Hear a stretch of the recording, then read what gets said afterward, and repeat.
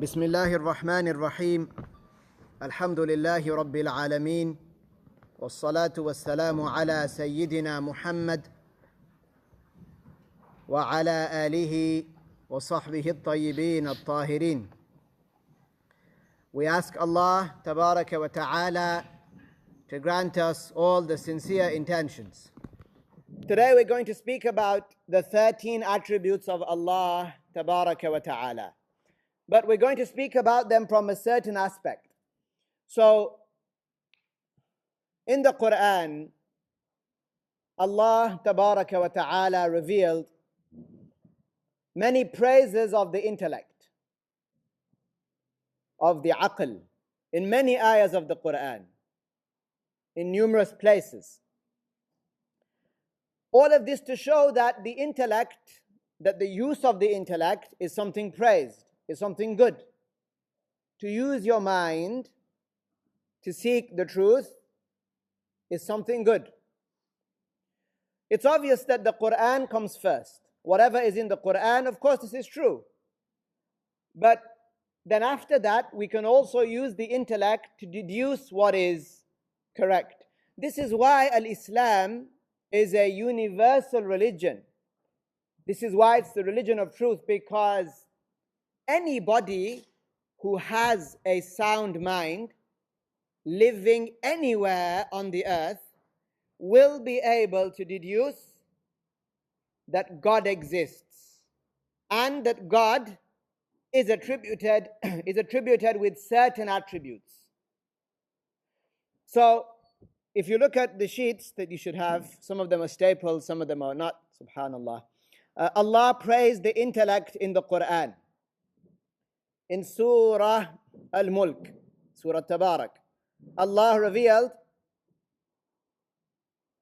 وَقَالُوا لَوْ كُنَّا نَسْمَعُ أَوْ نَعْقِلُ مَا كُنَّا فِي أَصْحَابِ السَّعِيرِ.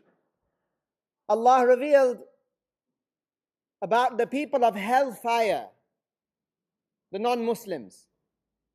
When they will be in hellfire, they will say, regretfully, had we only listened with an open heart to the truth, and had we only reasoned intellectually, had we only used our minds, لو كنا نسمع, only if we'd heard with an open heart, أو نعقل, or used our aql, ما كنا في أصحاب السعير, we would not have been among the people of hellfire. We would have been believers, we would have seen the truth. We would have said, لا إله إلا الله محمد رسول الله. We would have believed. And in many other places in the Quran, the intellect is praised, such that the intellect is an endowment that was bestowed upon us. Just like we're given food and drink, health and rest. Like that, the intellect is an endowment upon us, which we should use in the correct way. So, here you can see on your sheets, towards the top it says, here is a diagram clarifying the different types of knowledge, and then there's no diagram. Okay, I was going to show you on the screen, but inshallah, if I give you the correct instructions, you should be able to draw this diagram. So under where you can see the bolded text, here is a diagram clarifying the different types of knowledge. I want you to write a title directly underneath that. Okay, so you got your pens ready, or your pencils? For anyone who doesn't have a pen or pencil, do we have pens and pencils to give out? We do. Just put your hand up and we'll give you a pen or a pencil. Or both, inshallah. So I'll try to keep my instructions concise and clear. So under that bolded text, if you can write, different types of knowledge. You write these words, 4 words, different types of knowledge. That will act as a title for your diagram. Different types of knowledge. Right. You can underline it, put a box around it, as you please. Right. Before we go on, what I'm going to show you is that this knowledge about the attributes of Allah, it is a type of knowledge that we can deduce by way of the intellect alone. And you'll see, comparing it to other types of knowledge, you'll see what I mean. Okay? So now, inshallah, in the end, your diagrams will, come out as I hope they will. Okay. So different types of knowledge. Now I want you to draw two arrows going from the middle, okay, coming out like that. So two arrows coming out like that. If you can do that now, please.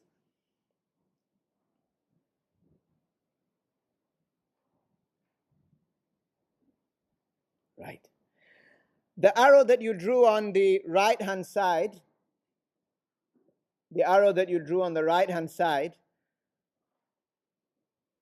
I want you to write underneath it 3 words. Okay. Through the intellect. Through, T-H-R-O-U-G-H.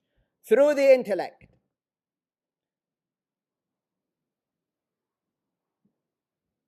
And then underneath that heading, like I said, you want to put a circle around it, put a rectangle around it, underline it. Under that heading now, are you following? Are you with me? Yeah, okay. Under that, I want you to draw 2 more arrows. So you've already got a heading, right, at the top. You drew 2 arrows coming out. Then on the right-hand side, which for you would be this side, I guess, draw 2 more arrows coming out like that. And then we can begin.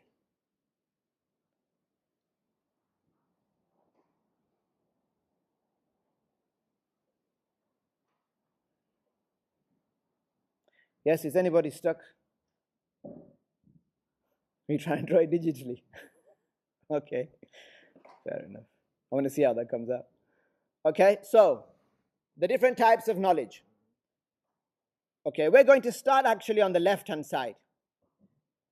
So initially, you wrote the different types of knowledge. You drew 2 arrows, one towards the right, so for you that way, and one towards the left. We're going to start with the left, okay?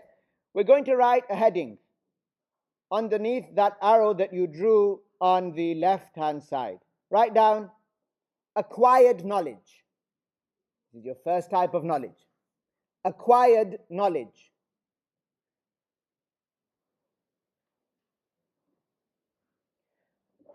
I'm going to dictate one more sentence to you that you will write underneath this particular type of knowledge. So acquired knowledge, underneath it, please write, we can only know these matters. We can only know these matters if we learn about them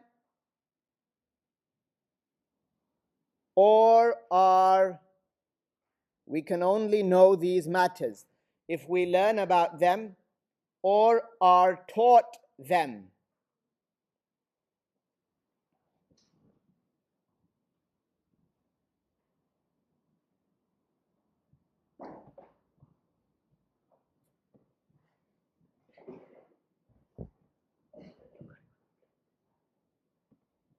Okay, so this is called acquired knowledge. Al-ilm al-muktasab.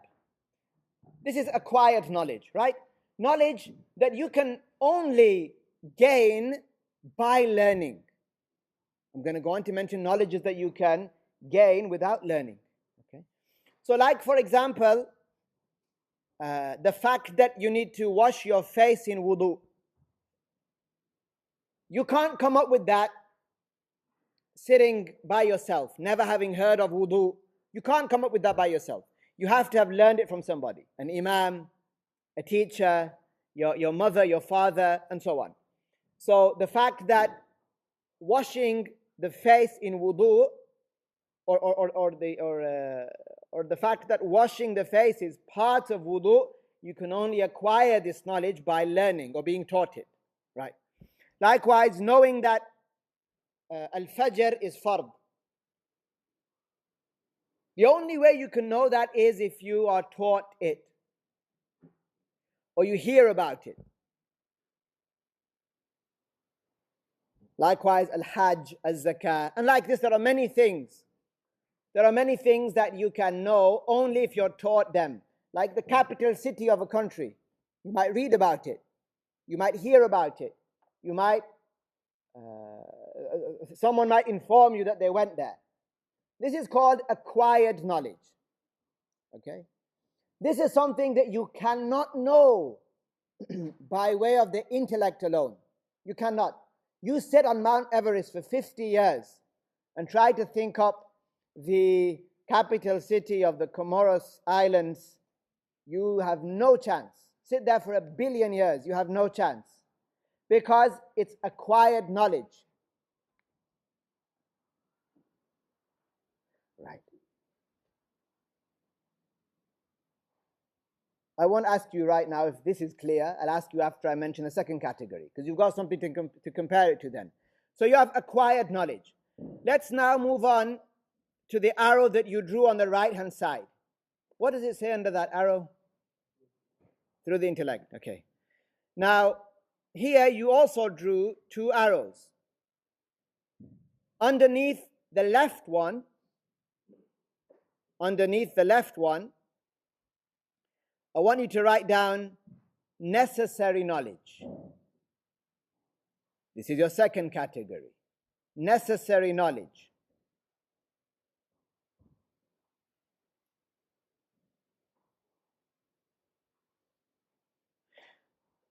So I'm going to give you an example now of information that you know through the intellect, but it's without deduction.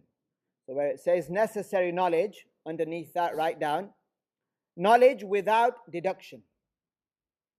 Write down underneath this category, knowledge without deduction. Things you know without having to work them out.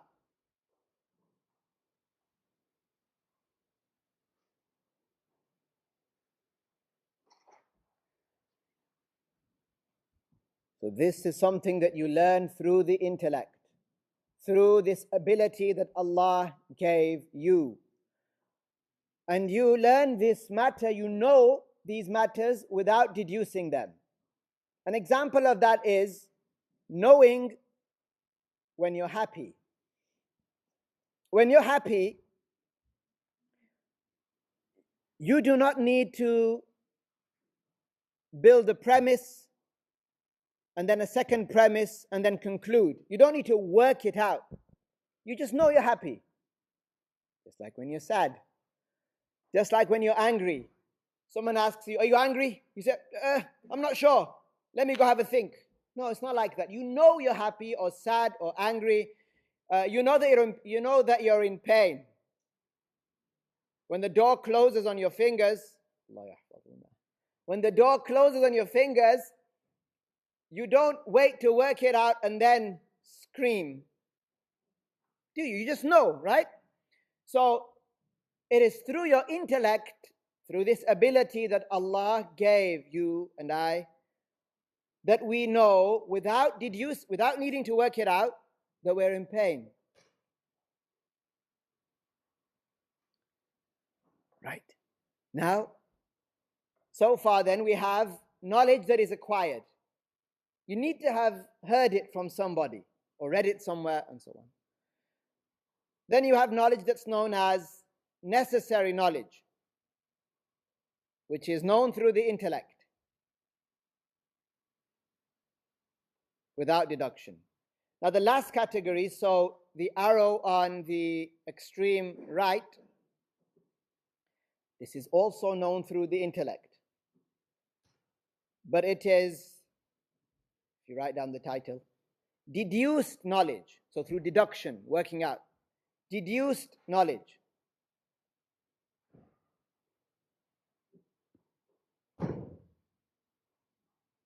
It's known as al-ilm al-daruri al-istidlali. Deduced knowledge. So these are things that you work out, but it's something that you do not need a teacher for. Okay? It's something you work out with your intellect.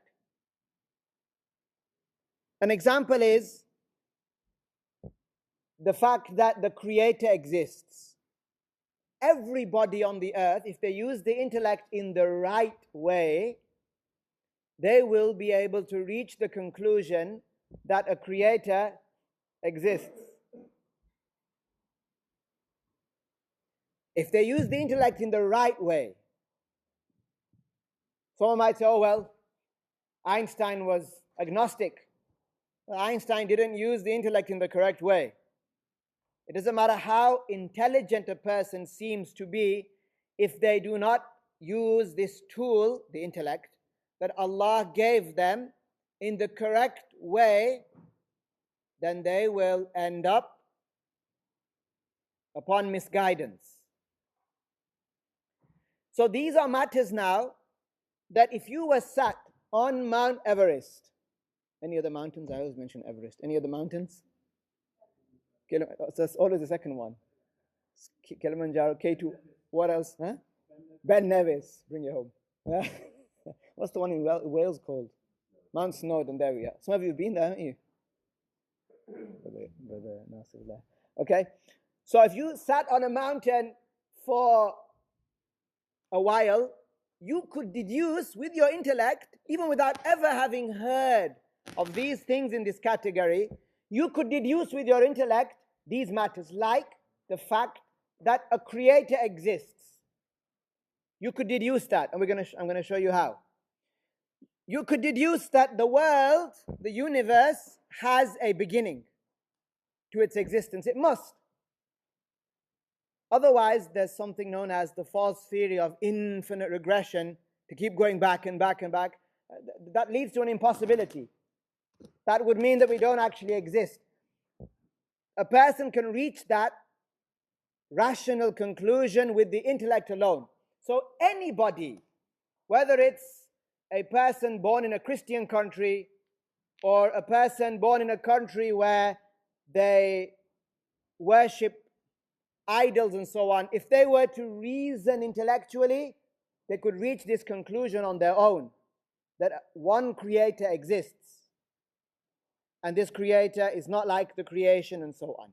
So in this category, we have the 13 attributes of Allah. So I want you to write that down. Underneath deduced knowledge, we have the 13 attributes of Allah.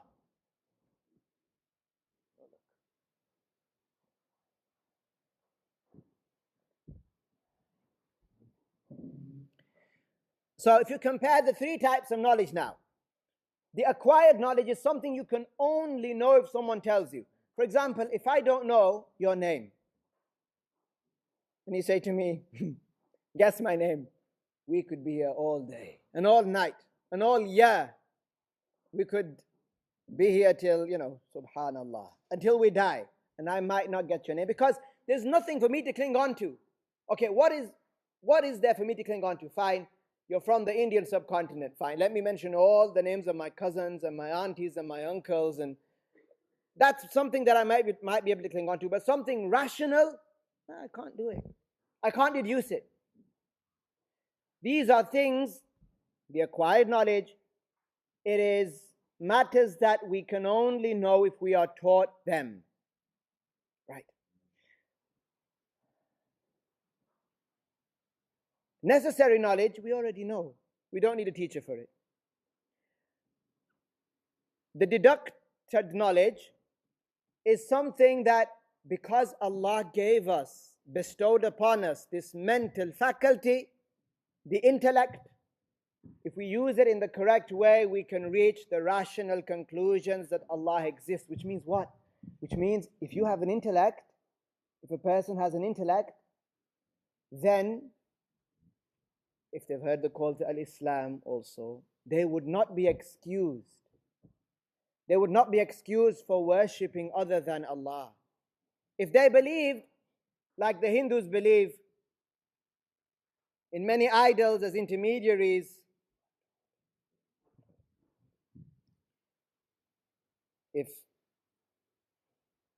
if the Hindus believe, as they do, that there are many so-called gods, or they worship the idols, then in this situation, they are not excused. Why? Because Allah gave them the intellect. And it's as though they chose not to use it in the correct way. They won't have an excuse. I like to give this example. If you put a plate of food in front of a person and they tell you, oh, I'm starving, you say, eat the food I've given you. And they stay there for 15 minutes looking at the food and say, I'm really starving. Eat. What are you waiting for? And he says, well, I'm starving. I've given you the means. What do you want, a knife and fork? Tafaddal. Here you go, knife and fork as well. You want me to feed you? No, I'm not going to go that far. I've given you the means. Now, if you don't use the means to take away this starvation, whose fault is that? It's not mine. I provided the means. Allah Tabaraka wa Ta'ala gave people an intellect. So then if they fail to use this intellect to rationally deduce that Allah exists and is attributed with these attributes, then that's on them. That's on them. That's why now we're going to go on to read on the sheet that it says at the bottom, due to a person, I'm reading from the sheet, due to a person having been bestowed with an intellect, he is not allowed to doubt or deny any one of the 13 attributes of Allah. A person could have used their mental faculty, their intellect, to come to the certain conclusion that Allah or the Creator is attributed with them. Doubting about or denying any of them would make a person a non-Muslim. So take that as a rule. If a person doubts about the existence of Allah, what is the judgment? They are a kafir. If a person doubts about Allah being powerful, this person is a kafir. And like that, the rest of these attributes. If a person denies the existence of Allah and says God doesn't exist, this person is a kafir, of course. The same goes for if they deny that Allah sees and hears. Because these matters, a person could have deduced via the intellect alone. And I'll show you how. So if you move on to page 2, please. But do you understand those principles? Does anybody have a question up to there? Can you still hear me at the back? Yeah, some nods. Some nods. No, nothing? No. Okay. So imagine a person, and I picked South America at random. A person living on a mountain somewhere in South America, far away from the people, has the mental capacity to deduce that God exists and is attributed with certain attributes. He might not even say God, he might say the maker or the creator. Yeah? So let's go through the 13 attributes. Firstly, and I've left you some space on the sides there for you to make notes. Firstly, if he was to look at a tree or anything around him, imagine this man, he's 30 years old, he's sat in a tree or on a mountain or somewhere. He doesn't mix with people. He was raised by monkeys or wolves or something like that. Yeah, he's just there. But he's human and he has an intellect. If he looks at a tree, he would see that it has a size. And this is actually a necessary knowledge, the second category. He sees it, it has a size. He understands that it has a size.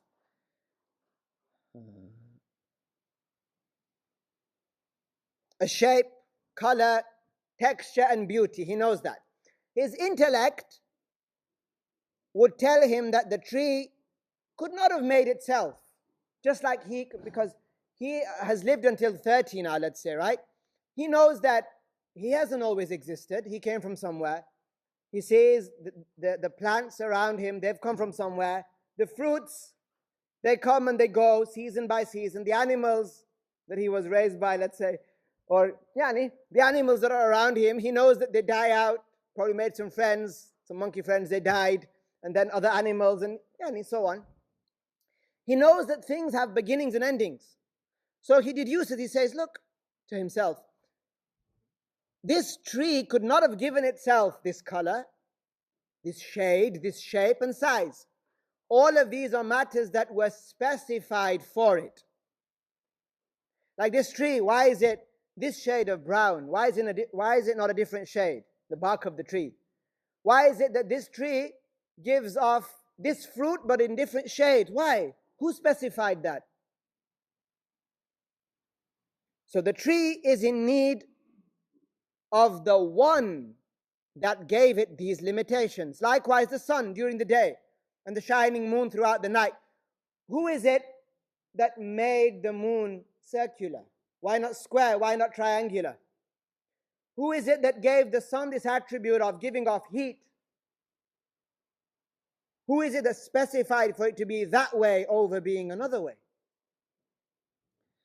Therefore, he intellectually concludes that there must be a creator. Like we mentioned once, don't we figure in our minds, every painting has a painter, every building has a builder. The whole world, which is more complex than a painting and a building, must have a creator. The simple intellectual proof for the existence of Allah Ta'ala. So he knows that there's a creator. He might refer to him in his language as a maker, the one that made everything. He also concludes that this creator must be one, meaning unique, in that he does not share any of his attributes with his creations. He's looking around, he sees shapes, sizes, colors, textures, temperature, all of this. And he knows that the one that made it is not going to be like it. Because if the one that made it was like it, then how would that one have a higher status than these things? Like you look at yourself and you compare yourself to a fruit. Yes, Allah gave the Muslims a high status, right? But you look at a fruit and you say, I have a shape, the fruit has a shape. I'm bigger than the fruit, yes. The fruit has a color and I have a color. I share these things with the fruit.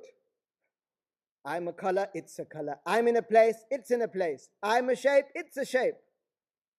Allah specified it to be a certain way, and Allah specified me to be a certain way.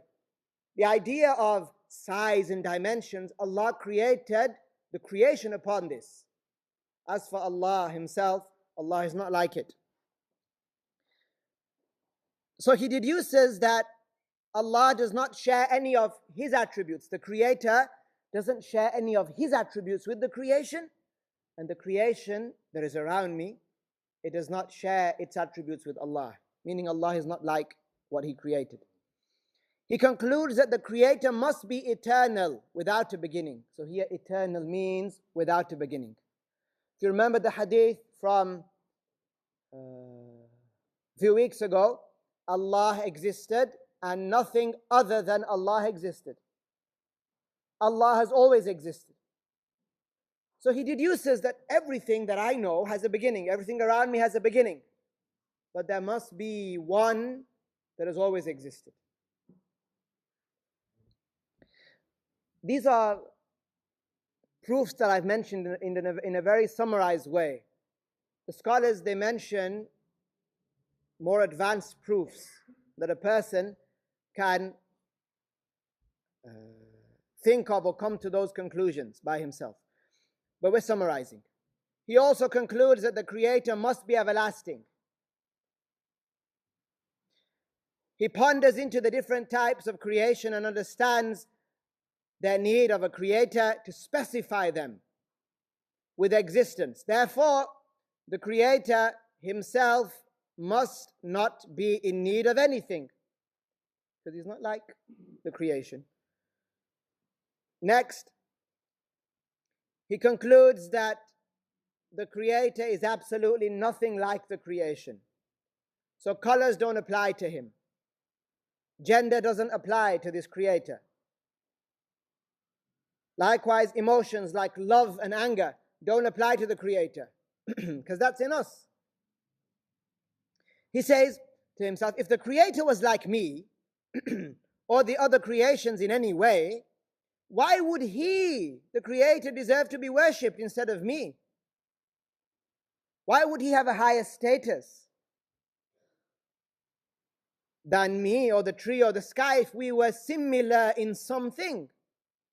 If he was like me, he would be weak and limited, like I am weak and limited. I am a certain height and a certain weight and a certain texture and a certain. I'm limited. If the Creator was like me, then why would he deserve to be worshipped?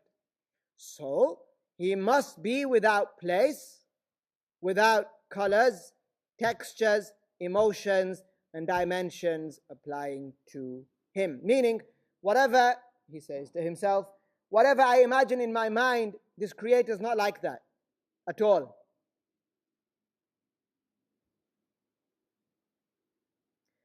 This man who lives far away from the people believes that this Creator has an eternal or eternal and everlasting power.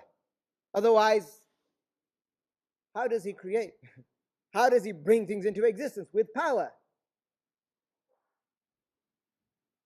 And most certainly, he knows what he's creating, so he has knowledge. An eternal and everlasting knowledge. So far, these are 8 attributes. The man looks up to the sky and sees the clouds are different shapes. He notices the fruits are different shades and different shapes to each other. Therefore, he learns through deduction that the Creator most definitely has an eternal and everlasting will. Meaning, he was not forced to create things. He chose to create this apple green and that apple red with a bit of yellow in it. This one sour and this one sweet. This Creator was not forced. He eternally chose to create things. So this is his will, his irada. So he is attributed with al-qudrah, power, al-ilm, knowledge, and al-irada, will.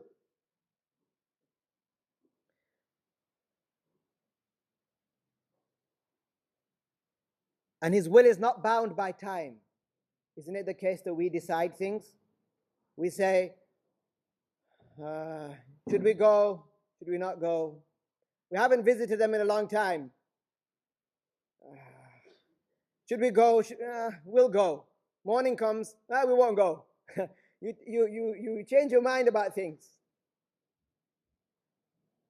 You say, I have strong willpower. I have no willpower. You say things like that. That's because our will is bound by time. We make decisions. The will of Allah is not bound by time. It's not that Allah is like a man who decided that I'm going to create the world and the universe and the jinn, humans, angels, prophets, paradise, hellfire, the day of judgment, that one day he decided. No. That he decided that I'm going to create all of this. And then he jotted it down and then things started to happen. No. The will of Allah, the choosing of Allah for things to happen is without a beginning. This is the meaning of Ma Sha Allah. We say, right? Ma Sha Allah. Whatever Allah wills to be, meaning eternally without a beginning, it will be. And we say, Insha'Allah, if Allah eternally willed, meaning without a beginning, without His will being bound by time, Insha'Allah. Are you coming? Insha'Allah. Are you going? Insha'Allah. If Allah has eternally willed it. So he deduces all of that. Next, he concludes that Allah, the Creator, must see and hear. Now, how does he deduce this intellectually? Because he says, well, being blind is a defect. Being blind is a defect. And this Creator who is not like us, therefore must see. And he's not like us, so he doesn't see with eyes and using light rays and so on. And he hears because being deaf is a defect. It's an insult. So he says, Allah, or this Creator, you might call him the Maker, must be attributed with hearing.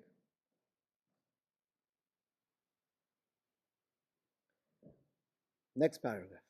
The man deduces that the Creator must be alive. Now this one I want you to understand really well. So look, so far, this man sitting in this tree or this mountain, he's deduced that there's a Creator and that there are 11 so far attributes that this Creator is attributed with.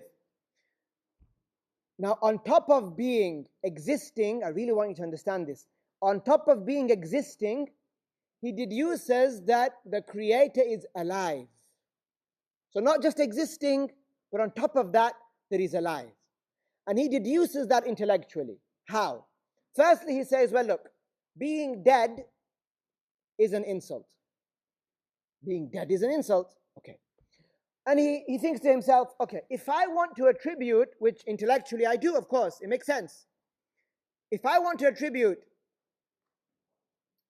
having a will to this Creator and power to this Creator and knowledge, so will, power, knowledge, seeing and hearing to this Creator, if I want to attribute to this Creator these 5 matters, I need to say he's alive. Why? Because you can't say knowledgeable, having a will, being powerful, seeing and hearing about the dead. Not to draw a comparison between Allah and the creation, but look at the creation. When someone is alive, you can say, oh yeah, he knows. He knows such and such. He knows where to buy the best food. He doesn't want to go. He's willing or not willing. He can't lift that. He has the power or he doesn't. He can see or he can hear. Okay, as soon as this person dies, what happens? You strip away from them these attributes. The attribute of seeing, they can't see now, they're dead. They can't hear. They have no power to do anything. They're not knowledgeable. You don't say about a corpse that it knows. No, the soul knows, yes, the corpse no. And you don't say that it has will. You can't attribute these 5 attributes to the dead. Knowledge, will, power, seeing and hearing. So this person who's already deduced that Allah, the Creator, has a will, has power, knowledge, hears and sees, he says, I must say that he's alive. Because in order for me to say that he is attributed with these 5 things, knowledge, will, power, hearing and seeing, I need to say he's alive. Because that which is dead is not attributed with these 5 things. So in other words, being alive authenticates and validates being attributed with knowledge, will, power, hearing and seeing. Does that make sense? Yeah? No? Do you understand? Yes? Okay. So, on top of saying Allah exists, we must say He's alive. Okay? On top of saying Allah exists. Some people, they might think that we say He exists and that's it. No, alive is the opposite of being dead. Existing is the opposite of not existing. They're different things. So he deduces that Allah is alive. If you noticed up to here, we've mentioned 12 attributes. Up to here, deliberately, not once have I mentioned an ayah of the Quran. Not once, even though the Quran, it is full of attributing Allah with these attributes. But I wanted to show you the matter from the side of the intellect that Allah bestowed upon us. I already said, our base is the Quran. That's where we start.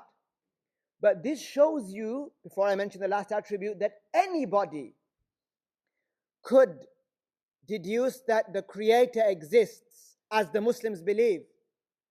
The Christians, they can't make that claim, because the sound mind would never deduce rationally that supposedly God has a son. Doesn't make sense. That's why Al-Islam is the religion that does not belittle the mind, rather it agrees and complies with the intellectual reasoning that Allah bestowed upon us. Does that make sense? Yeah? So Christians can't make that claim. Someone, like I said, imagine you met this person, he never met a Muslim before. And he starts talking to you, and he says to you, you know, there's one that made everything, and this one can see and hear, it is not like us, is not in the sky and is alive. And you say to him, this is God. You just mentioned the 13 attributes. I've been studying in the books of the scholars the 13 attributes, and who have you learned this from? He'll say, no, nobody. It makes sense. The Christian, he can't make this claim. No one's going to come down from that tree in South America and say, oh, I've deduced that God has a son, or that this maker, this creator has a son. No. Last attribute. This man concludes that there must be an attribute of this creator by which he conveys to the creation, what is an obligation and what is prohibited. This attribute is not like the attributes of the creation. Remember, we're not allowed to try to imagine Allah. Allah is unimaginable. As soon as a person even tries to imagine Allah, they commit kufr. So when we're talking about the power of Allah, the seeing of Allah, and so on, if an image comes to a person's mind, you get rid of it. Say, Allah is not like that.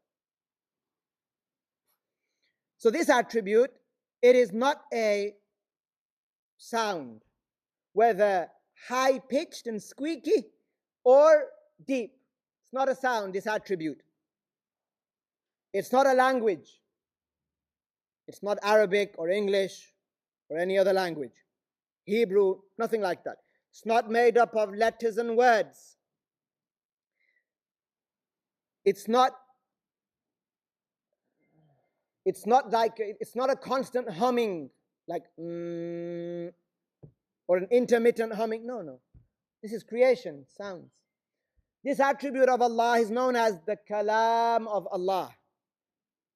The Kalam of Allah. It is without a need for lips or voice. Anybody who says Allah has a voice is a kafir. Anybody who says Allah speaks in Arabic, this person is not a Muslim. Anybody who says Allah spoke Hebrew or spoke Syriac or spoke, articulated, pronounced words, this person has likened Allah to the creation. We'll go into details about this. But remember, this attribute is the attribute by which Allah conveys to the creation what is permissible and what is not. Someone asks you, what is the function of the sight of Allah? You say, Allah sees with His sight. Someone says, what's the function of the hearing of Allah? You say, Allah hears with His hearing. What is the function of the power of Allah? You say, Allah creates with His power. Okay, what about the kalam of Allah? Allah conveys to the creations what is an obligation and what is haram, what they are ordered to do and what they are prohibited from doing. And then also, the opposites of these attributes are impossible to be Allah's attributes. The opposite of Kalam is to be mute,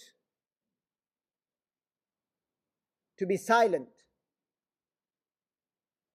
to be dumb. This is the opposite of the kalam of Allah. So you can say in English, but remember it's not like the creation, it's not a sound. You can say in English the speech of Allah, the kalam of Allah. You can say the speech of Allah, but it's not like the speech of the creation. Our speech is a sound. It's with a voice box, with a voice, with words in a language. Speech of Allah is not like that. Allah always exists, yes? Yes. Allah is always powerful, yes? Allah always sees. Allah always hears. Allah always speaks. Allah is always alive. Because these attributes, La ilaha illallah Muhammadur Rasulullah, they come under La ilaha illallah. And that means that Allah exists and Allah is attributed with them, eternally and everlastingly. So if you look at the next sheet now, I want you to write something. If you turn the sheet over. We're going to finish soon. The slide at the top, it says, what does it say? La ilaha illallah. Okay. I want you to write in English, underneath each word, what I tell you. So under la, just write the word no. Under la, just write the word no, N-O. Under ilah, write down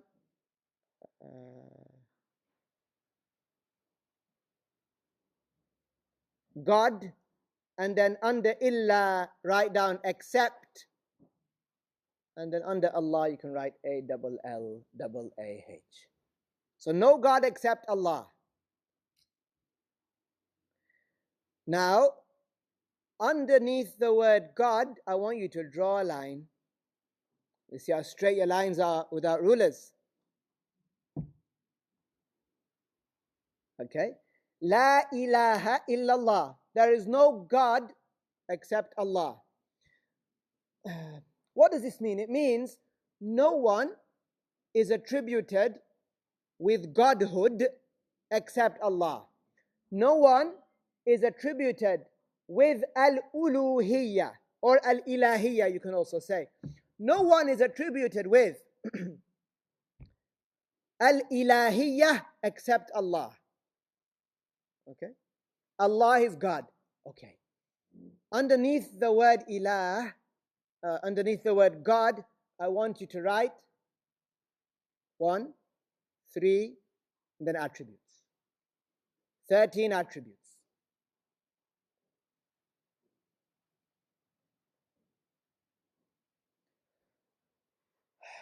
If someone asks you, what does God mean? You might say, Allah is God. You'll say, I didn't ask you that. What does God mean? You'd say, as you're going to write now, underneath the 13 attributes, you're going to write the one that is attributed with 13 attributes. Can you write that down underneath where you wrote down 13 attributes? So God means the one that is attributed with 13 attributes, meaning these 13. That's God. God is God, or rather, Allah is God because He is attributed with these 13 attributes.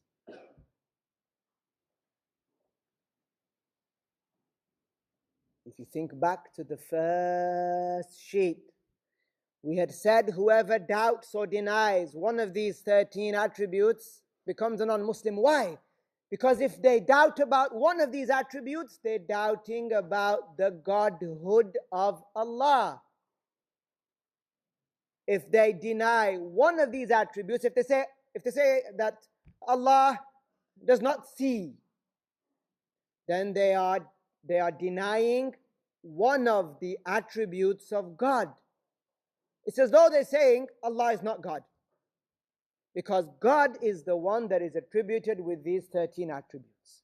As you can see on the diagram below, The word God or the word ilah means the one that is exclusively, meaning only Allah, the one that is exclusively attributed with these 13 attributes.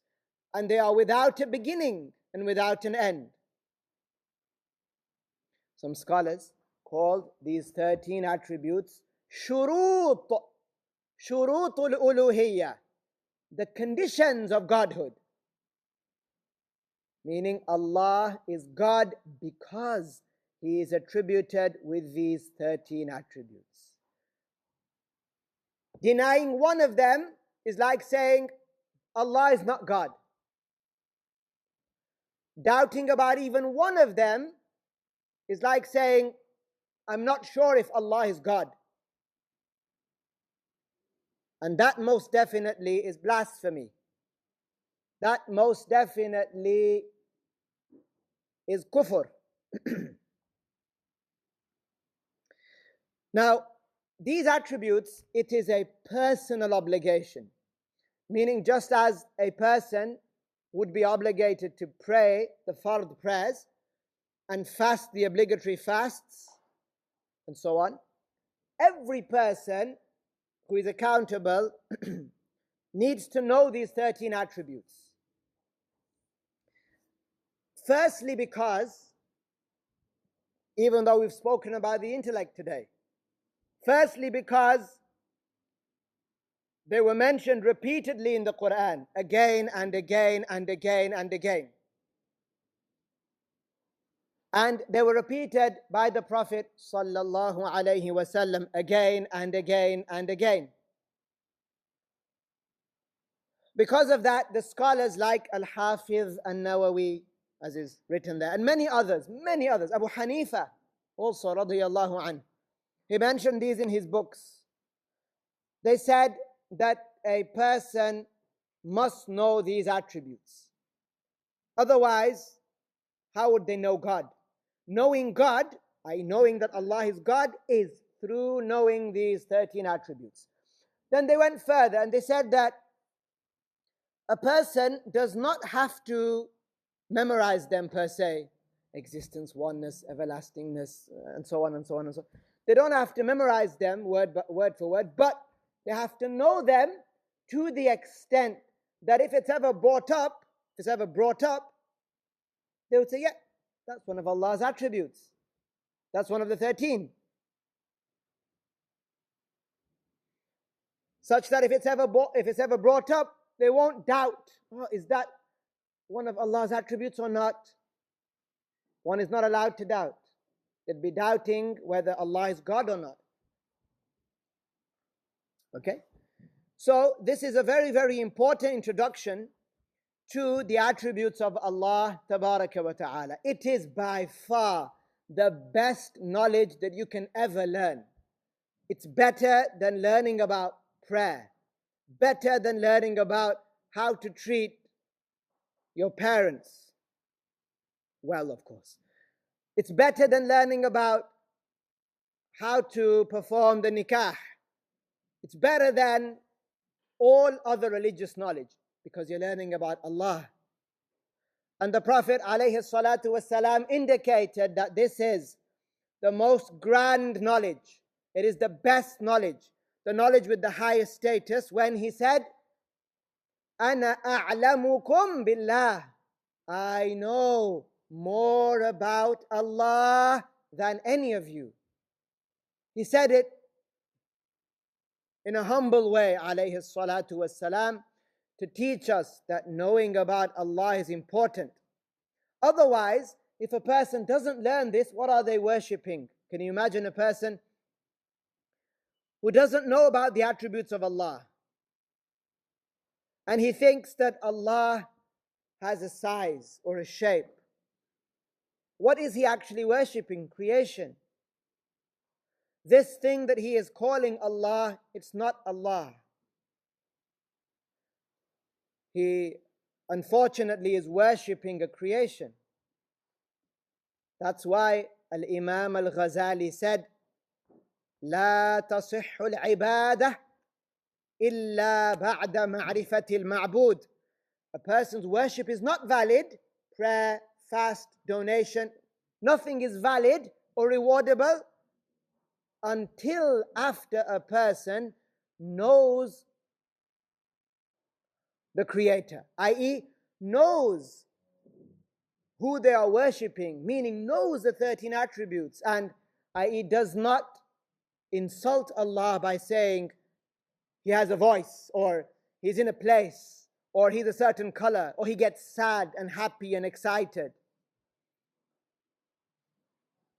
Such that, and we'll finish with this, the scholars, they have this term that they use, this statement that they use about a person who didn't learn about Allah and hence was insulting Allah without even knowing. They say, Fulanun ma araf Allah.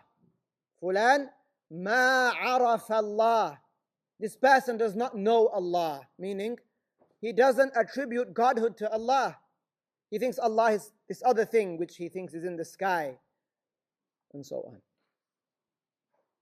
So, when you go home in this next week, do review what we've mentioned today. And like I said, I deliberately didn't mention the ayahs of the Quran in which these attributes are mentioned, because between us Muslims, we know we believe in the Quran. But if you want to convince somebody else who is a non-Muslim, you won't do that usually by mentioning verses of the Quran. They'll say, I don't believe in your book. They'll want a level playing field, right? They'll say, give me an intellectual proof. Here you are. And like I said, the Christians can't do the same. They can't lay their claim to this. This is why Allah revealed in the Quran, Inna ad-deena inda Allahi al-Islam. The only religion accepted by Allah is al-Islam, because it's universally accepted. If you have an intellect and you use it the right way, you channel it the right way, you will reach these conclusions. Let's say La ilaha illallah and as-salah ala nabi. La ilaha illallah. Allahumma salli ala Sayyidina Muhammad wa ala alihi wa sahbihi wa sallim.